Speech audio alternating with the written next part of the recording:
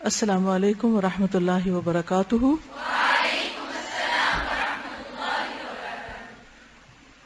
نحمده ونصلی علی رسولہ الکریم، اما بعد فاعوذ باللہ من الشیطان الرجیم، بسم اللہ الرحمن الرحیم، رب اشرح لی صدری ویسر۔ رسول اللہ صلی اللہ علیہ وسلم غزوہ خندق سے واپس آنے کے بعد ابھی ہتھیار اور کپڑے اتار کر ام سلمہ کے گھر میں غسل کر کے فارغ ہی ہوئے تھے کہ حضرت جبریل علیہ السلام تشریف لائے اور بنو قریظہ کی طرف نکلنے کا حکم دیتے ہوئے فرمایا، میں آگے آگے جا رہا ہوں۔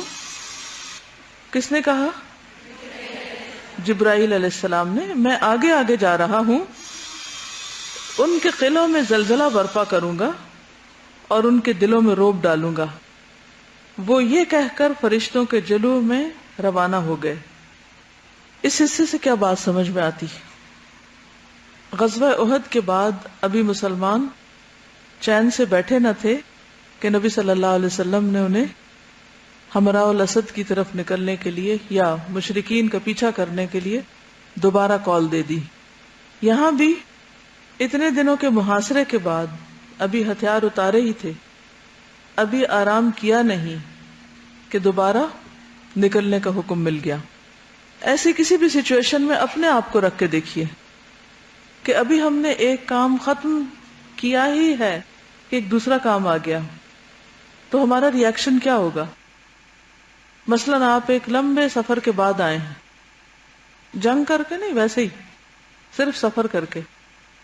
مثلاً یہاں سے آپ گھر جاتے ہیں سارے دن کی پڑھائی کے بعد، ابھی آپ نے جا کر اپنا گاؤن اتارا ہی نہیں کہ آپ کو آپ کی امی کہتی ہیں کہ جلدی سے تیار ہو جاؤ، آج ہمیں فلاں جگہ جانا ہے، فلاں کام جانا ہے۔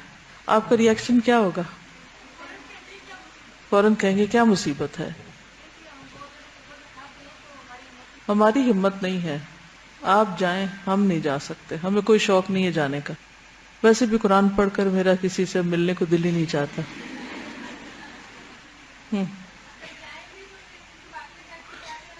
جی، اگر جائیں بھی مجبوری ہو کہ گھر بند کرنا ہے، ان کو گھر رہ نہیں سکتے، تو پھر سارا راستہ اتنی باتیں سنائیں گے کہ تنگ آ جائیں دوسرے، یا موڈ آف کر لیں گے اور کسی نہ کسی طرح اپنی ناراضگی کا اظہار کریں گے کہ ان کو ذرا رحم نہیں آتا، ذرا ترس نہیں آتا، ذرا بھی خیال نہیں ہے، یہ کوئی زندگی ہے؟ اور وہاں صرف محاصرہ نہیں تھا، خوف بھی تھا، سردی بھی تھی، بھوک بھی تھی، بہت سی پریشانیاں تھیں۔ ہاں، اگر کریں بھی تو کبھی ایک آدھ دفعہ شاید خوش دلی سے کر لیں، لیکن یہاں تو معمول ہے کہ ایک کام ختم نہیں ہوا تو ایک اور آ گیا، ایک ختم نہیں ہوا تو ایک اور آ گیا۔ تو اتنے پریشرز میں کام کرنا، کوالٹی کے ساتھ کرنا اور اخلاص نیت کے ساتھ اور خوشی خوشی کرنا، یہی اصل میں مومن کا رویہ ہونا چاہیے۔ اچھا، کوئی بات نہیں، اللہ کا حکم ہے، رسول کا حکم ہے، دین کی پکار ہے، کیوں نہیں کریں گے؟ کریں گے۔ اسی لیے پچھلے دنوں کچھ برانچز کے لوگ ملنے آئے ہوئے تھے، تو ان میں سے ایک خاتون نے اپنے پورے دن کی روٹین سنائی کہ کس طرح وہ صبح اٹھتی ہیں اور مسلسل کام میں رات تک لگی رہتی ہیں بغیر کسی وقفے کے، ایک کے بعد ایک کام، کبھی بچوں کی خدمت، کبھی گھر کا کام، کبھی پڑھانے کا، کبھی پڑھنے کا، کبھی مینجمنٹ کا، مسلسل کام۔ یعنی ویک ڈیز میں تو پھر بھی ایک روٹین بنی ہوئی ہوتی ہے نا، تو ہم ایک چل رہے ہوتے ہیں، لیکن ویکینڈ پہ اگر کوئی کہہ دے کام تو اور بھی زیادہ مشکل لگتا ہے۔ ایک اور چیز یہ ہے کہ جب ایک کام اپنے اختتام کو پہنچنے لگتا ہے اور جس میں ہم ایکسپیکٹ کر رہے ہوتے ہیں کہ اب آرام کا وقت ہے، تو مائنڈ اینڈ باڈی سارے کے سارے کیا ہوتا ہے، ریلیکس ہو جاتے ہیں اور ایک اور موڈ میں آ جاتے ہیں۔ اس وقت کام کا دھیان نہیں رہتا۔ اس وقت کوئی کہے کہ اب اٹھو تو آپ کہیں گے اب تو میں لیٹ چکی ہوں، اب تو میں بیٹھ گئی ہوں، اب تو مجھے آرام چاہیے، اب تو مجھے بریک چاہیے۔ ہم میں سے ہر شخص بریک کے انتظار میں ہوتا ہے کہ یہ کیا بات ہوئی، ایک کلاس اتنی دیر سے ختم ہو، کچھ کھانے کو نہ ملے اور واش روم جانے کا بھی ٹائم نہ ملے اور پھر ایک اور کلاس میں لائنوں میں بٹھا دو. ایسا ظلم. ہم اپنے آپ پہ بہت ترس کھاتے رہتے ہیں. جی, I need space for myself. تو بات یہ ہے کہ صحابہ کرام میں سے کسی ایک نے بھی یہ نہیں کہا. ابھی آپ فارغ ہی ہوئے ہیں اور جبریل آ جاتے ہیں کہ چلیے. ادھر رسول اللہ صلی اللہ علیہ وسلم نے لوگوں میں منادی کرا دی, اعلان کرا دیا, من کان سامعا مطیعا, جس نے بھی سن لیا, جو بھی اطاعت پر قائم ہے, جو بھی اطاعت کرنے والا ہے, فلا یصلین العصر الا ببنی قریظہ, وہ عصر کی نماز بنو قریظہ ہی میں پڑھے. تو عصر کا ٹائم ویسے بھی کتنا ہوتا ہے, تھوڑا ہوتا ہے. تو اس سے ایک بہت زبردست اور اصول پتہ چلتا ہے. یہ اوپن اینڈ نہیں چھوڑا کہ بنو قریظہ کی طرف چلو. کیا کہا؟ عصر وہاں جا کے پڑھو. جی, ڈیڈ لائن دے دی نا, یا یہ کہ ایک اینڈ دے دی کہ اس سے پہلے پہلے پہنچنا ہے. اس کے بعد مدینے کا انتظام ابن ام مکتوم کو سونپا. یہ ہر جنگ کے موقع پر, ہر سفر کے موقع پر یہ ایک جملہ ہم ضرور پڑھتے ہیں. اس سے کیا سیکھنے کو ملتا ہے, اس سے کیا پتہ چلتا ہے؟ شابش. کہ جب آپ کہیں جا رہے ہوں تو اپنی ذمہ داری کسی کے سپرد کر کے جائیں. مثلاً آپ گھر سے نکل رہے ہوں تو بھی, شہر سے جا رہے ہوں, ملک سے باہر جا رہے ہوں, تو اپنی ذمہ داریاں راستے میں پھینک کے نہ چلے جائیں. اس طرح نہ آپ بھاگ نکلیں کہ پیچھے والوں کو خبر ہی نہ ہو اور وہ پریشانی میں مبتلا رہیں.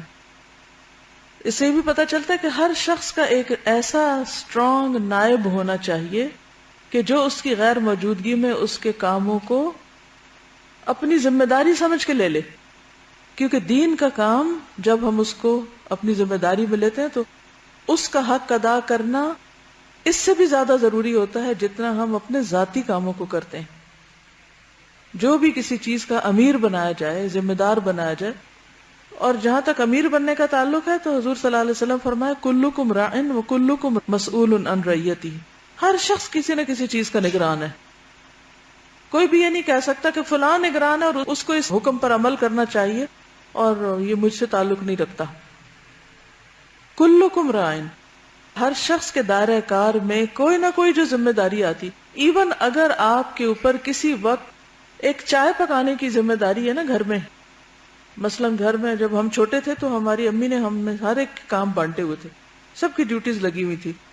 کس نے کون سا ایریا صاف کرنا ہے, کس نے کھانا بنانا ہے, کس نے چائے بنانی, کس نے سرو کرنا ہے, کس نے برتن اٹھانے, کس نے کیا کرنا ہے, پوری ہر چیز ڈیوائیڈڈ تھی. اب مثلاً اگر آپ کے ذمے گھر کے امور میں دیکھ لیجئے, یا ادارے میں دیکھ لیجئے, یا کلاس روم میں دیکھ لیجئے کہ آپ کے ذمے کوئی بھی ایک کام ہے, چھوٹا ہے یا بڑا, لیکن آپ انسان بھی ہیں, آپ بیمار بھی ہو سکتے ہیں, آپ کو سفر بھی کرنا پڑ سکتا ہے, آپ کو کسی وجہ سے گھر سے نکلنا پڑ سکتا ہے. تو ایک بنیادی اسلامی اصول اخلاق اور فریضہ ہے, اخلاقی بھی دینی بھی, اور یہ بھی اتنا ہی ضروری ہے. یہ بھی ایسی سنت ہے جس طرح ہم مسواک کو سنت سمجھ کر تاکید کرتے ہیں اور اس پر عمل کرتے ہیں. یہ بھی آپ ہی کا طریقہ ہے کہ پھر اس وقت کیا کریں کہ فوراً آپ رپورٹ کریں کس کو, جو آپ کا امیڈیٹ ذمہ دار ہے, کہ دیکھو اس وقت اگر ماں ہے گھر میں تو اس کو بتائیں کہ امی اس وقت آج میں یہ کام کرنے جا رہی ہوں, شام کی چائے نہیں بنا سکوں گی, میرے بدلے فلاں بنائے گا. یہ نہیں کہ آپ خود ہی بنا لیں, آپ کے اوپر ہے خود ہی سنبھال لیں جو سنبھالتی ہیں.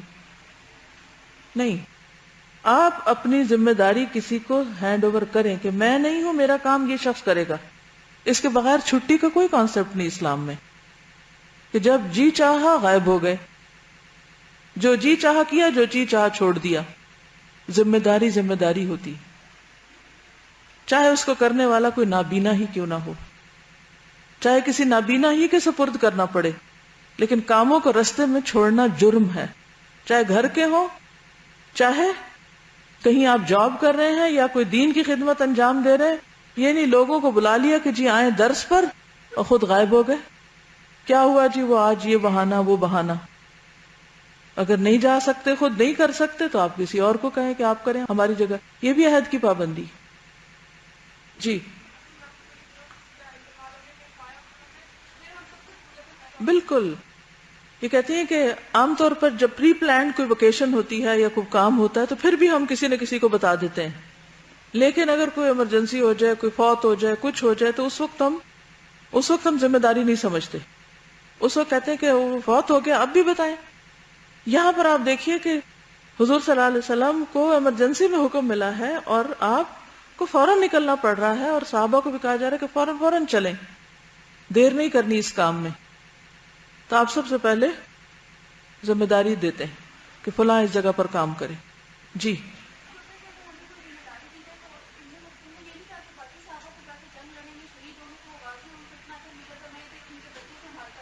بالکل.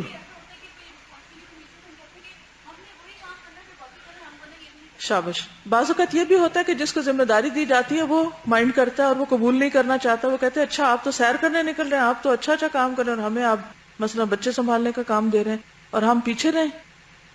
انہوں نے یہ نہیں کہا کہ اچھا آپ تو سب جا رہے ہیں مجاہد بن کے اور میں یہاں پر پیچھے مدینہ میں بیٹھا رہوں. جی ہاں، یہ بھی پتہ چلتا ہے کہ اگر کوئی معذور ہے تو اس کو بھی امپورٹنس دیں. اور آج آپ دیکھیں کہ ویسٹ میں یہ کانسیپٹ ہے کہ لوگ ویل چیئر پہ بیٹھے ہیں، لوگ دیکھ نہیں پاتے، ان کو ہر طرح کی فیسلٹیز ہیں لیکن وہ بھی کام کرتے ہیں، ان کی بھی جابز ہیں. مصنوعی اعضاء ہیں، مصنوعی ٹانگوں پہ کھڑے ہیں لیکن کام کر رہے ہیں. اور ہمارے تو اچھے بھلے ہٹے کٹے لوگ آرام کر رہے ہیں، کام کا کانسیپٹ ہی نہیں ہے. جی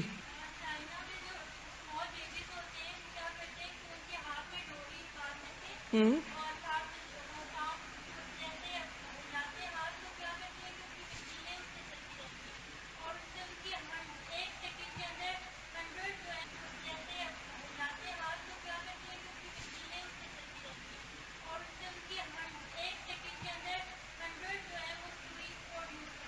کہتے ہیں کہ چائنا میں ینگ بیبیز جو کھیلتے رہتے ہیں ان کے ساتھ ہاتھوں کی ڈوری باندھ دیتے ہیں، اور صرف اس ڈوری کے کھینچنے کی وجہ سے 100 سوئیاں پروڈیوس ہو جاتی ہیں.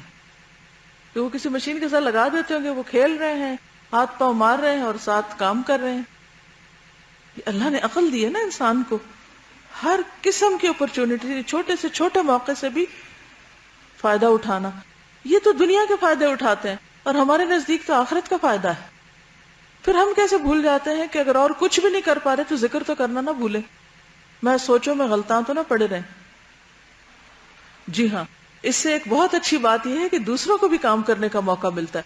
مثلا اگر میں کسی کو کام میں لگاتی ہوں تو یہ بھی ایک صدقہ ہے، اور مجھے تو اجر ملے گا، لیکن الدال علی الخیر کفاعلہ، میرے کسی کو سکھانے سے اگر وہ بھی کام میں لگ گیا ہے تو جو کچھ وہ کرے گا اس کو اجر کے علاوہ مجھے بھی اجر ملے گا. کیونکہ بعض لوگ اپنا کام کسی کو دیتے بھی نہیں ہیں. مثلا بعض ماؤں کی یہ عادت ہوتی ہے کہ وہ اگر بچے کہنا چلے ہم برتن دھو دیتے ہیں، بعض کو بچپن میں شروع میں تو سب کو شوق ہوتا ہے کچھ نہ کچھ کریں، تو کچھ ماں کو میں نے دیکھا اس قدر بچوں کو ذلیل کرتی، ہاتھ نہ لگاؤ، پیچھے ہٹ جاؤ، دھکا دیا، پش کیا، ہاتھ مروڑے، کسی چیز کو ہاتھ نہیں لگانے دیتی. تم گرا دو گے، تم وہ کر دو گے، تم ہو ہی نہ لائق.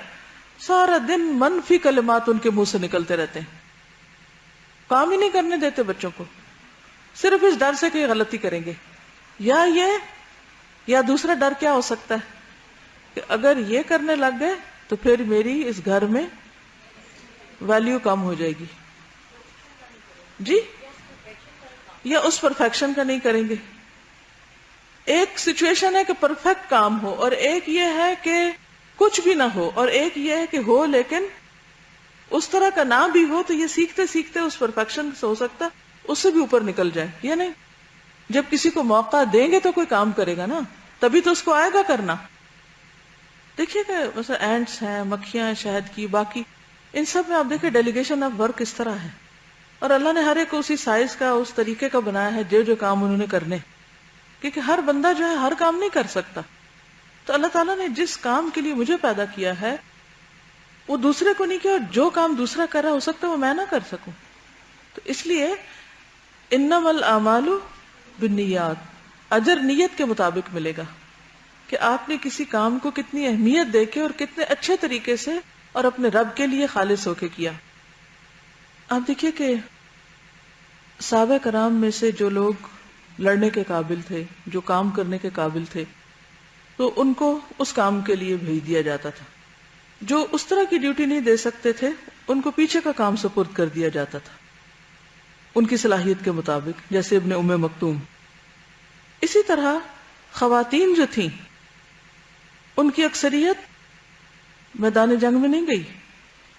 اس جنگ میں بھی ہم دیکھتے ہیں کہ وہ مدینہ میں تھی، بچے اور عورتیں پیچھے گھروں میں تھے، مرد حضرات جو تھے وہ آگے تھے فرنٹ پر محاصرے میں. اسی لیے تو جب بنو قریظہ نے بدعہدی کی تو یہ خطرہ پیدا ہوا کہ عورتیں تو اپنا دفاع نہیں کر سکیں گی، اور دشمن کی فوجیں اگر اس طرف سے اندر گھس گئی مدینہ کے تو عورتیں غلام بنا لی جائیں گی یا ختم کر دی جائیں گی اور بچوں کو پکڑ لیا جائے گا. تو یہ تو بہت سخت قسم کا خوف پیدا ہو گیا تھا، زلزلوا زلزالا شدیدہ کی کیفیت آ گئی تھی. تو ایک موقع پر صحابیات نے یہ کہا کہ مرد تو جنگ کرتے ہیں اور جہاد کرتے ہیں اور شہید ہوتے ہیں اور بہت اجر پاتے ہیں، لیکن ہم وہ نہیں کر پاتے، تو پھر ہمارے لیے کوئی اجر نہیں. تو آپ نے کیا فرمایا تھا کہ جو عورت گھر پر رہے، یعنی گھر کے کام اس وقت کرے اور بچوں کو لک آفٹر کرے اور جو اس کے بس کا کام ہے وہ کرے، تو اس کو وہ سارا اجر مل جائے گا جو مرد کے باہر جہاد پہ جانے کی وجہ سے ملا. بعض اوقات ہم فرنٹ پہ نہیں ہوتے، کوئی بہت ایکٹیو رول پلے نہیں کر رہے ہوتے، پیچھے رک کر کوئی ذمہ داری پوری کر رہے ہوتے ہیں. سب لوگ گھر سے چلے گئے، آپ کو گھر میں چھوڑ گئے کہ آپ ذرا گھر کو دیکھ لیجیے. شادی وادی میں بھی ہوتا ہے نا کہ بعضوں کو سب دعوت پہ چلے جاتے ہیں اور ایک شخص پیچھے مہمانوں کے واپس آنے ان کے سارے انتظام کر رہا ہوتا ہے. تو بڑی سخت قسم کی ڈیوٹی ہوتی ہے کہ کام بھی کرو اور کوئی اس میں انجوائمنٹ نہیں. یہ ایک چھوٹی سی مثال ہے. اسی طرح کچھ اور کام بھی، مثلا ادارے میں بھی کئی ایسے کام ہوتے ہیں کہ جن میں کچھ لوگ گروپ انچارج بن جاتے ہیں، کچھ ٹیچر بن جاتے ہیں، کچھ کو ریسپشن پہ کھڑا کر دیا جاتا ہے، کچھ کو وہ کام دیے جاتے ہیں جو سارے کسی اسکرین کے پیچھے بیٹھ کے کرنے والے ہیں یا کسی دیوار کے پیچھے. تو بہت سے لوگ ان کاموں میں انٹرسٹڈ نہیں ہوتے، ان کو حقیر سمجھتے ہیں کہ یہ بھی کوئی کام ہے، اس کا کیا اجر ملے گا ہمیں، ہم کچھ اور کرنا چاہتے ہیں. انہوں نے اپنے ذہن میں کچھ خاکہ بنایا ہوتا ہے خاص کاموں کا کہ بس وہی اجر والے، کیونکہ ان کی احادیث ہم بار بار سنتے رہتے ہیں. مثلا خیرکم من تعلم القرآن وعلمہ، یہ حدیث بہت دفعہ ہم سنتے ہیں، لہٰذا یہی ہم کو یاد رہتی ہے اور صرف اسی کام کو ہم باعث اجر سمجھتے ہیں اور باقی دوسرے کاموں کو نہیں اجر کا سبب سمجھتے. صحابیات میں سے اکثریت تو نہیں گئی، کیونکہ اگر وہ بھی نکل جاتی تو گھروں کا کیا ہوتا، معصوم بچے، دودھ پیتے بچے، چھوٹے بچے اور بہت سی چیزیں وہ کون کرتے. کھانا پکانے کا کام، کیونکہ بعض مواقع پر خواتین نے کھانا بنا کر آگے لڑنے والوں کے لیے پکا کر بھیجا یا بنا کر بھیجا یا اس کی تیاری کر کے بھیجی تو تب وہ آگے لڑ سکے. اسی طرح کچھ خواتین نکلی بھی صحیح، لیکن انہوں نے وہاں پر کیا کیا، عام طور پر زخمیوں کو پانی پلایا، ان کی مرہم پٹی کی، مثلا نرسز کا کام کیا. اب یہ جو نرسنگ ہے ہمارے معاشرے میں اس کو کتنا بدنام کیا گیا کہ یہ کوئی کام ہے. جب کسی کے بارے میں پتہ چلے فلاں نرس ہے تو کہتے اچھا نرس ہے، حالانکہ جتنی وہ مریضوں کی خدمت کرتی ہے اور جو اس کا رول ہے خدمت کا، اس کا اپنا ایک اجر ہے. یہ تو پھر ہماری ذہنیت ہے نا کہ ہم نے کچھ کاموں کو خود ہی کیٹیگرائز کر دیا، کچھ کو لو قرار دے دیا، کچھ کو بڑا اعلیٰ درجے کا قرار دیا. حالانکہ اللہ کے نزدیک جب اعمال نامہ کھلے گا تو پتہ چلے گا کہ کون کہاں کھڑا ہے. اب جنگ میں صحابیات میں سے اکا دکا ہے جنہوں نے تلوار بھی اٹھائی ہے اور لڑائی بھی کی ہے، لیکن اکثریت یہ نہیں کر سکی. مگر جو کام انہوں نے کیا اس کا بھی بہت اجر ہے. مثلا پانی پلانا، پانی پلانے کا اتنا اجر ہے، میں چند ایک احادیث آپ سے شیئر کروں گی کہ اگر ہمیں گھر میں بھی کہا جائے ذرا پانی تو پلاؤ تو ہمارا اس سے کیا ریئیکشن ہوتا ہے، منہ بنائیں گے، پانی پلائیں، یہ کوئی کام ہے. یا مثلا کوئی مہمان آئے ہوئے ہیں، یہ کھانا لگ رہا ہے، اگر یہ کہیں کہ چلو ان کو سرو کرو یا کھانا لگاؤ یا دسترخوان لگاؤ یا پانی ڈالو تو ہم کیا سمجھیں گے، یہ مجھے تو کوئی کام ہی نہیں دیا گیا، یہ تو کوئی کام ہی نہیں. حالانکہ سعد بن عبادہ رضی اللہ تعالیٰ عنہ حضور صلی اللہ علیہ وسلم کے پاس آئے، پوچھا آپ کے نزدیک سب سے زیادہ پسندیدہ صدقہ کون سا ہے؟ فرمایا پانی پلانا. ابو ہریرہ رضی اللہ عنہ سے مروی ہے کہ رسول اللہ صلی اللہ علیہ وسلم نے فرمایا اللہ تعالیٰ قیامت کے دن بندے سے فرمائے گا اے ابن آدم میں نے تجھ سے پانی مانگا تو نے مجھے پانی نہیں پلایا. عرض کرے گا کہ اے میرے رب میں تجھے پانی کس طرح پلاتا, تو جہانوں کا رب تھا. اللہ تعالیٰ فرمائے گا تجھ سے میرے فلاں بندے نے پانی مانگا اور تو نے اسے پانی نہیں پلایا, اگر تو اسے پانی پلاتا تو مجھے وہاں پاتا. سوچئے زندگی میں کتنی بار آپ کے ساتھ یہ ہوا, اور قیامت کے دن کیا جواب دیں گے اللہ تعالیٰ کو اگر ہم یہ کر چکے ہیں ایسی غلطی.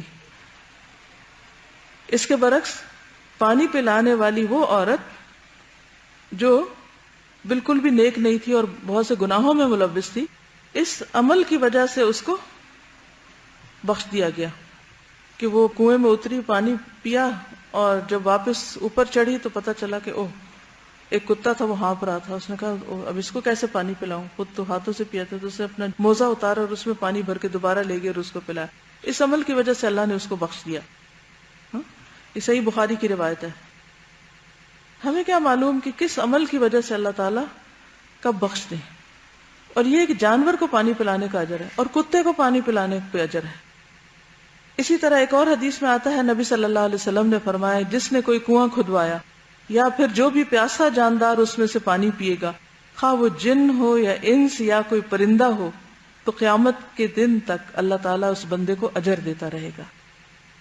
قیامت تک اس کو اجر ملتا رہے گا, وہ اجر کنٹینیو کرے گا اس کا. پھر اسی طرح شوہر کا بیوی کو پانی پلانا.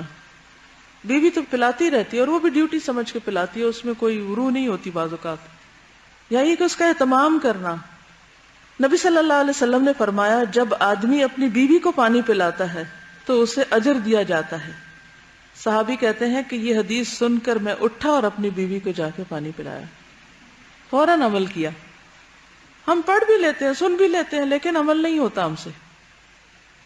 پھر جب تازہ تازہ پڑھا ہوتا ہے تو عمل نہیں کرتے, تو بعد میں تو ویسے ہی بھول جاتے ہیں. عادت کہاں سے پڑے گی نیکی کرنے کی. پھر جانوروں کو پانی پلانا. ایک آدمی نبی صلی اللہ علیہ وسلم کی خدمت میں حاضر ہوا اور کہنے لگا میں اپنے حوض میں پانی لا کر بھرتا ہوں, جب اپنے گھر والوں کے لیے بھر لیتا ہوں تو کسی دوسرے آدمی کا اونٹ میرے پاس آتا ہے, میں اسے پانی پلا دیتا ہوں, کیا مجھے اس پر اجر ملے گا؟ آپ نے فرمایا ہر حرارت والے جگر میں اجر ہے, یعنی ہر وہ ذی روح جس کو پیاس لگی ہے اس کو اگر تم پانی پلاؤ گے تو تمہارے لیے اجر ہے. بعض اوقات ایسا بھی ہوتا ہے نا کہ آپ پانی کے گلاس بھر کے رکھتے ہیں, آپ کو بہت پیاس لگی ہے, آپ پینے لگتے ہیں تو آپ کو خیال آتا ہے اچھا یہ پاس بیٹھے اس کو بھی پوچھ لوں, تو آپ کہتے ہیں نہیں اس کو پوچھا اور اس نے پی لیا تو میرا کیا بنے گا. حالانکہ اس وقت اگر کوئی اور پی لے تو آپ کا اجر کئی گنا بڑھ جائے گا. تو اس کو بھی بعض اوقات ہم ایک کام سمجھتے ہیں یا بوجھ سمجھتے ہیں. اس کے برعکس اگر کوئی شخص پانی ہے اس کے پاس اور وہ روک لیتا ہے, دوسرے کو پینے نہیں دیتا, تو اس کے اوپر پکڑ بھی ہے. حدیث میں آتا ہے 3 شخص ایسے ہیں جن سے اللہ تعالیٰ قیامت کے دن کلام نہ کرے گا, نہ ان کی طرف دیکھے گا, نہ ان کو گناہوں سے پاک کرے گا, ان کے لیے دردناک عذاب ہوگا. ان میں سے ایک وہ شخص جس کے پاس ضرورت سے زائد پانی تھا, پھر وہ مسافروں کو نہیں پلاتا تھا, یعنی دوسرے بلک رہے تھے اور اس کے پاس تھا اور اس نے روک لیا اس کو. ایک اور روایت میں ہے کہ اللہ تعالیٰ اس سے فرمائے گا آج میں تجھ پر اپنا فضل نہیں کروں گا جس طرح تو نے اپنے فضل کو روک رکھا تھا جس کو تیرے ہاتھوں نے نہیں بنایا تھا. یعنی پانی ہم نے تو نہیں بنایا, اللہ نے بنایا. پھر اسی طرح یہ کہ اگر کوئی پانی پلائے تو اس کو دعا بھی دینی چاہیے. ایک مرتبہ نبی صلی اللہ علیہ وسلم نے پانی طلب کیا تو ابو زید کہتے ہیں کہ میں ایک پیالے میں پانی لے کر حاضر ہوا, اس میں ایک بال تھا, کئی دفعہ اڑ کے آ کے گر جاتا نا کچھ, جسے میں نے نکال لیا. نبی صلی اللہ علیہ وسلم نے فرمایا اللہم جملہ, اے اللہ اسے جمال عطا کر, یعنی اسے خوبصورتی عطا کر. راوی کہتے ہیں میں نے ابو زید کو 94 سال کی عمر میں دیکھا تو ان کی داڑھی میں ایک بال بھی سفید نہ تھا. 94 ایئرز اولڈ ہونے تک بھی وہ اسی طرح خوبصورت ہے جیسے کوئی جوان شخص ہوتا ہے. کیونکہ آپ کو نہیں معلوم کہ کس کی دعا کی برکت سے آپ کہاں تک جا پہنچے, دنیا میں بھی کتنی خیر ملے. یہ تو دنیا کا اجر ہے اور آخرت کا اجر تو اللہ کے ہاں ہے. ایک اور روایت میں آتا ہے کہ آپ صلی اللہ علیہ وسلم نے ایک صحابی کو یہ دعا دی تھی اللہم اطعم من اطعمنی واسقی من سقانی، اللہ جو مجھے کھلاتا ہے تو اسے کھلا، جو مجھے پلاتا ہے تو اسے پلا، اور اللہ جس کو پلائے پھر اس کے لیے تو کبھی کوئی پیاس ہی نہ ہوگی۔ لیکن ہم میں سے کتنے لوگ ہیں جو شوق سے، خوشی سے آگے بڑھ کر دوسروں کو پانی پلائیں یا ان کی خدمت کریں، یا پھر موقع کی تلاش میں رہیں کہ اچھا یہ نیکی میں کر لوں۔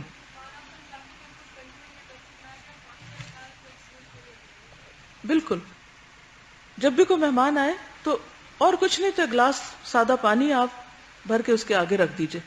ہم اس میں بھی بخل کرتے ہیں، اس میں بھی کوتاہی کرتے ہیں، اس میں بھی سستی کرتے ہیں، اور اگر کرتے ہیں تو احسان جتاتے ہیں، خصوصاً جب سے لوگ پانی خریدنے لگے۔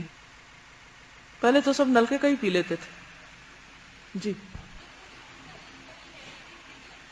اس لیے کہ انہوں نے عمل دیکھا اور اس کے مطابق عمل کر رہے ہیں۔ ہم اپنے آپ کو بڑی پڑھی لکھی چیز سمجھتے ہیں، جس کے نتیجے میں والدین کے کاموں کو عموماً ینگ بچے بے وقوفی کا عمل سمجھتے ہیں۔ ماں باپ کسی کو دینے لگے، کسی پہ خرچ کرنے لگے، کسی مہمان کی عزت کریں، کسی غریب مسکین رشتہ دار کو عزت دیں، تو بچے عموماً کیسے ریئیکٹ کرتے ہیں بتائیے؟ آپ ہی کے گھروں میں ہوتا ہوگا نا، کیونکہ تو عام طور پہ دیکھنے میں آتا ہے۔ کوئی رشتہ دار آ جائے تو بچے آپس میں باتیں کرنے، اب ماما جو ہے نا وہ سارا کچھ ان کو دے دیں گی کھانے کا، وہ سارے بسکٹ ان کو کھلا دیں گی، وہ فلاں چیز اب ان کو مل جائے گی۔ جی، ماں باپ کو بچوں کے دوست اچھے نہیں لگتے، اور بچوں کو ماں باپ کے ملنے جلنے والے اچھے نہیں لگتے۔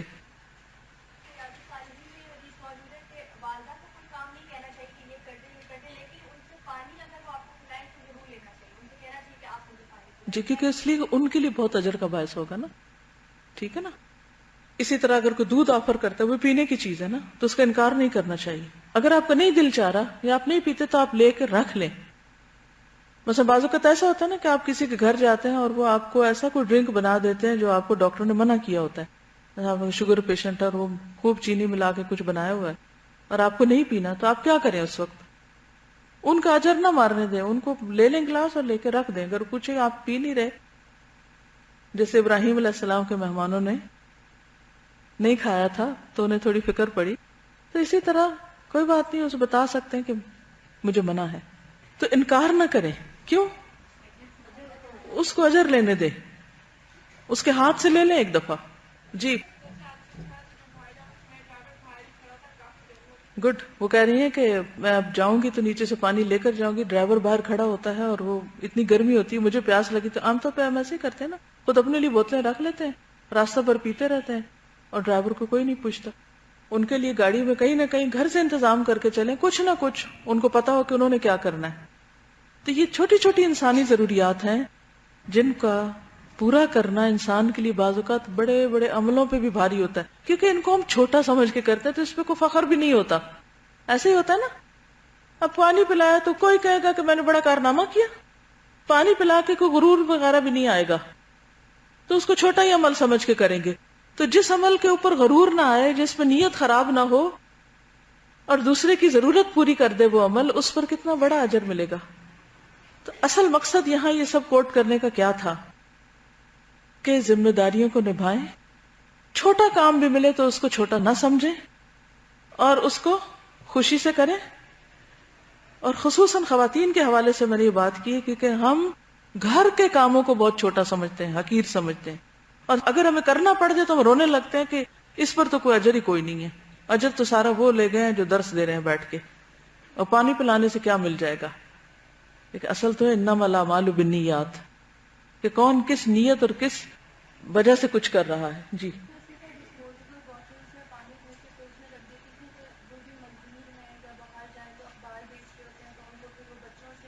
بالکل، یہ کہتی ہیں کہ ایک خاتون تھی، ان کا طریقہ یہ تھا کہ ڈسپوزیبل باٹلز ہوتی ہیں نا خالی ہوئی، پھینک دیتے ہم کوڑے میں، تو وہ کیا کرتی تھی کہ ان کو بھر کے نا فریج میں رکھ دیتی تھی، اور جب وہ باہر جانے لگتی تو اپنے ساتھ لے جاتی ٹھنڈا پانی، کوئی مزدور ہے، کوئی ٹھیلے والا ہے، کوئی ہے تو ساتھ ساتھ پانی دے دیا۔ کتنی زبردست مثال ہے یہ۔ کہتی نیشنل جیوگرافک نے ایک پروگرام دکھایا تھا جس میں ایک ٹیکنیشین نے ایک سینسر کے اوپر 2 انچ کی ٹیپ چھوڑ دی تھی جس کی وجہ سے جہاز کریش ہو گیا تھا.